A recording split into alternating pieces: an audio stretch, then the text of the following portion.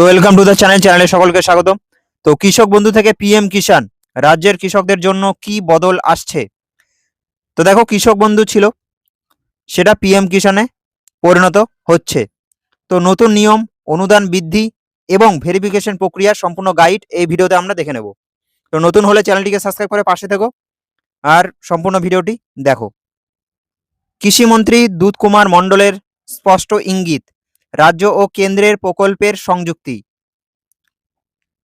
তো রাজ্যের প্রকল্প বাংলা শস্য বীমা, সেটা কি প্রধানমন্ত্রী ফসল বীমা যোজনায় পরিণত হবে কিন্তু। নেক্সট কৃষক বন্ধু, সেটা হবে পিএম কিষাণ, কেন্দ্রীয় প্রকল্পের আওতায় চলে আসবে। কৃষক বন্ধু কি অফিসিয়াল বন্ধ হয়ে যাচ্ছে? তো দেখো, অফিসিয়াল নোটিশ এখনো পর্যন্ত প্রকল্প বন্ধের কোনো সরকারি নির্দেশিকা কিন্তু নেই। নেক্সট জনকল্যাণ শিবির, সরকারি 55টি প্রকল্পের তালিকায় কৃষক বন্ধুর নাম নেই। নেক্সট বর্তমান পরিস্থিতি যদি দেখি, পিএম কিষাণের দিকে সম্পূর্ণ ট্রান্সফারের স্পষ্ট ইঙ্গিত কিন্তু পাওয়া যাচ্ছে। নেক্সট প্রকল্পের রূপান্তর, পার্থক্য কোথায়?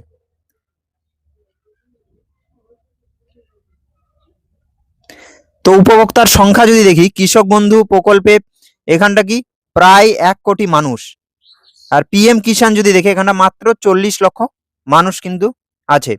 আবেদন জটিলতা, অত্যন্ত সহজ প্রক্রিয়া কৃষক বন্ধু।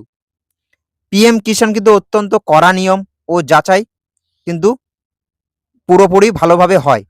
নেক্সট পরিবার প্রতি সুবিধা, একটি পরিবারের একাধিক সদস্য কিন্তু সুবিধাপ্রাপ্ত হয় কৃষক বন্ধু প্রকল্পে। পিএম কিষাণে একটি পরিবারে শুধুমাত্র একজনই কিন্তু সুবিধাপ্রাপ্ত হতে পারবে। তো এই দুটার মধ্যে কিন্তু এটাই পার্থক্য রয়েছে। তো পিএম কিষাণ পাওয়ার 3টা কড়া শর্ত কি কি দেখে নেব। দেখো, প্রথম শর্ত হচ্ছে পরিবার পিছু একজন। পরিবারের 5 জনের নামে জমি থাকলেও টাকা পাবেন কেবলমাত্র একজন কিন্তু। নেক্সট জমির রেকর্ডের তারিখ, জমির রেকর্ডের তারিখ অবশ্যই 1/1/2019 আগে হতে হবে। নেক্সট 3 নম্বর শর্ত কি, নতুন জমি বাতিল। 2019 সালের পরে জমি কিনে বা উপহার পেয়ে রেকর্ড করলে আবেদন কিন্তু গ্রাহ্য হবে না।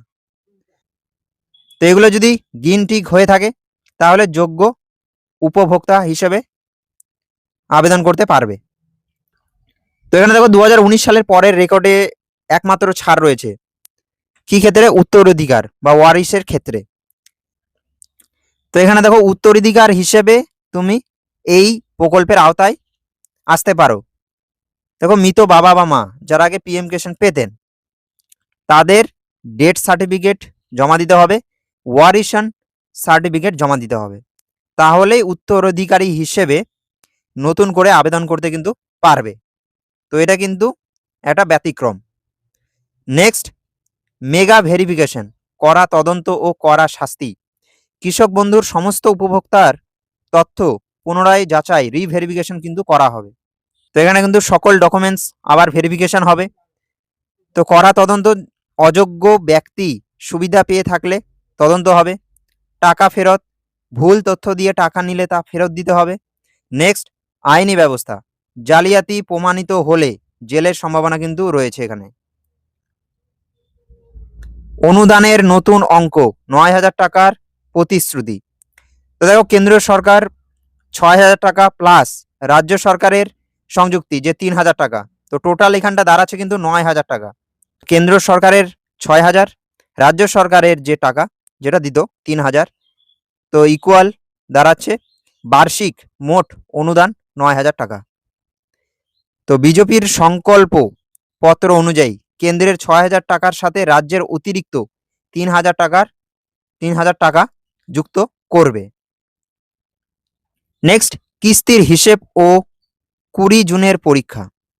দেখো, পিএম কিষাণ বছরে 3টি ধাপে 4 মাস অন্তর দেওয়া হয়। প্রতিটি কিস্তিতে কেন্দ্রে 2,000, রাজ্যের 1,000, টোটাল 3,000 টাকার পাওয়ার কথা।